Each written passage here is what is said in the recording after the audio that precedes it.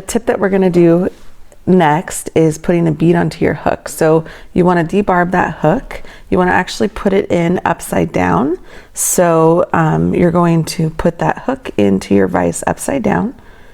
You're going to take this bead. Usually you'll notice that there's a small hole and there's a large hole, and you want to actually make sure that that small hole is going to be facing towards the eye of the hook, and that'll just allow, when you're putting material in, to actually be able to butt up and keep that bead attached and closest to the eye of the hook. And all you do is just push it over, and sometimes it takes a little while for it to get over that hook bend, and after that just kind of push it in, and then you can flip it around and put it back into your vise the right way, and there you go. You are ready to go.